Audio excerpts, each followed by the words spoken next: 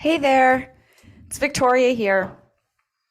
Shadow and I have learned so much on this process, and we're really enjoying it.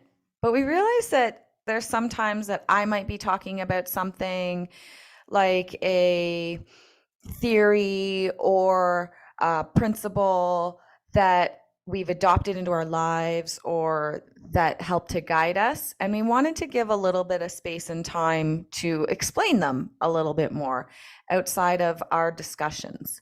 So, welcome to our first mini episode, or Shadow and I like to call them mini-sodes, where we will be popping in to quickly give you some definitions, some ideas, or to re explain some things in bigger depth that we have discussed during our bigger podcasts. Today, I want to talk about guilt, shame, and regret.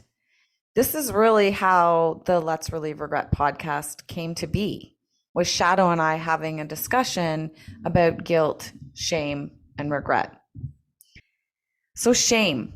Let's talk about shame. Why do we have it? Shame is different from guilt.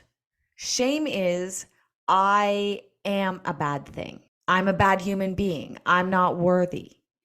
Guilt is, I did a bad thing. And here's the thing, we have a spectrum of human emotions that range from guilt, sadness, anger, all the way up to happiness, joy, euphoria, awe. And we're supposed to feel all those emotions because they teach us something. The thing is, shame is something that we've created.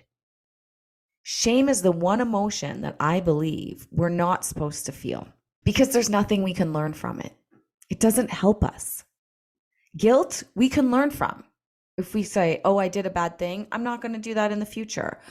That bad thing maybe hurt someone's feelings and now I feel bad about it, right? So I don't want to do that anymore. I don't want to be that kind of person.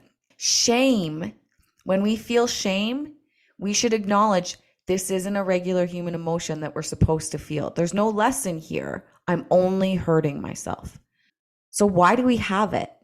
It can be born from that no regrets attitude, that false bravado. I have no regrets in life. Because even though we're telling ourselves that, and then we feel regret, then we shame ourselves for feeling that regret. What we really want to say to ourselves when we feel shame is, I won't live in shame. I won't allow myself to live in shame. So regret or guilt, that's I did a bad thing, right?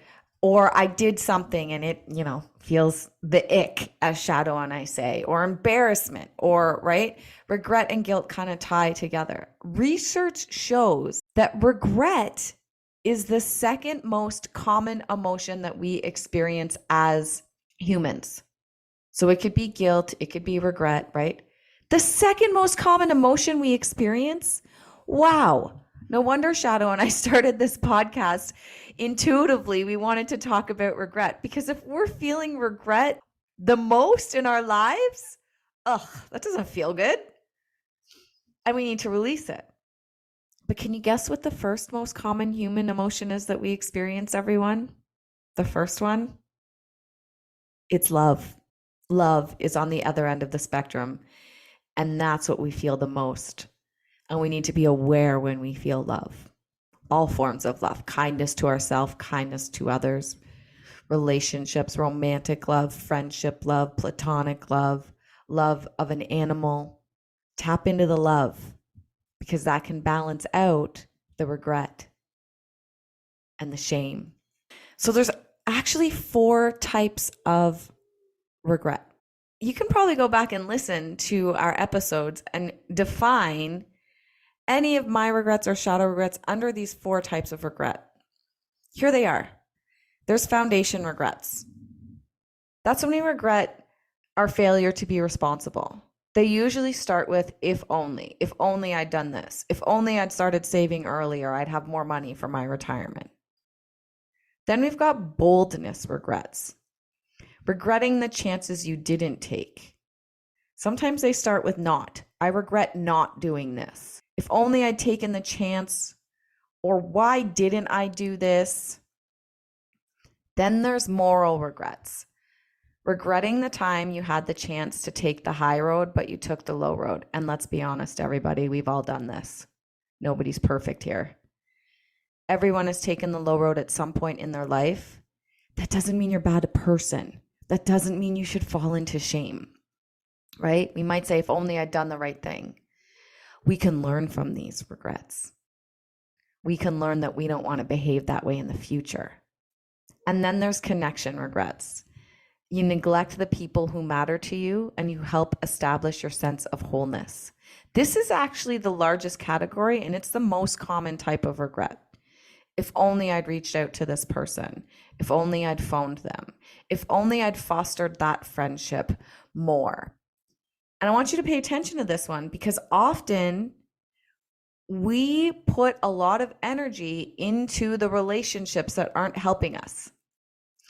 And that can have us put blinders on, and we don't put energy into the relationships that are right in front of us, that are deep, connected, give us a sense of belonging, support us, create abundance in our life, kindness, joy, lightness, awe, wonder.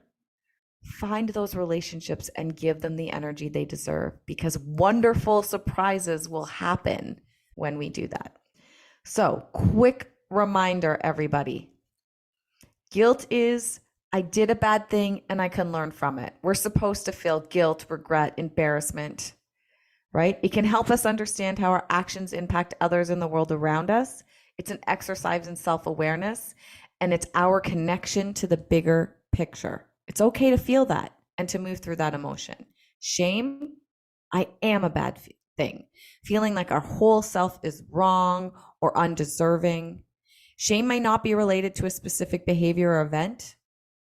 Often when we violate the social norms we believe in, we feel shame. It's an inward-facing emotion.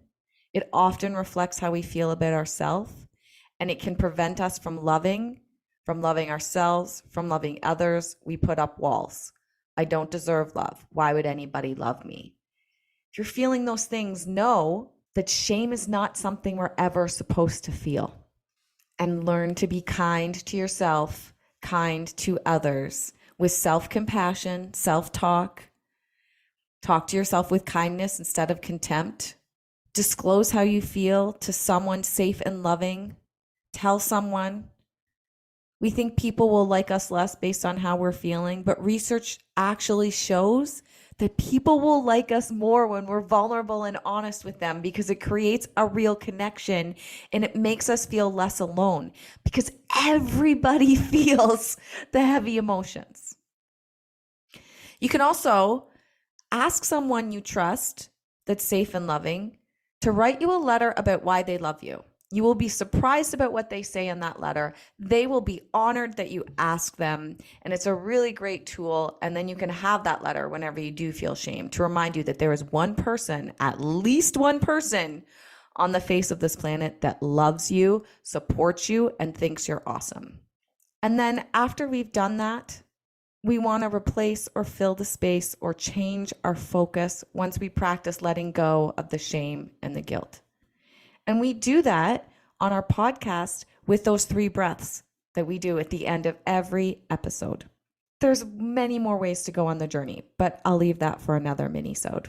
Thank you so much for listening. I hope this is helpful to you, and we'll see you in the next one. Okay, bye. This episode of Let's Relieve Regret was produced by Shadow Ball and Victoria Muir-Bercia. We are an independent podcast supported by you, our listeners. You can become a supporter by donating $3, $5, or even $8 per month at www.letsrelieveregretpodcast.buzzsprout.com and click on the support button. You can find the link in the show notes.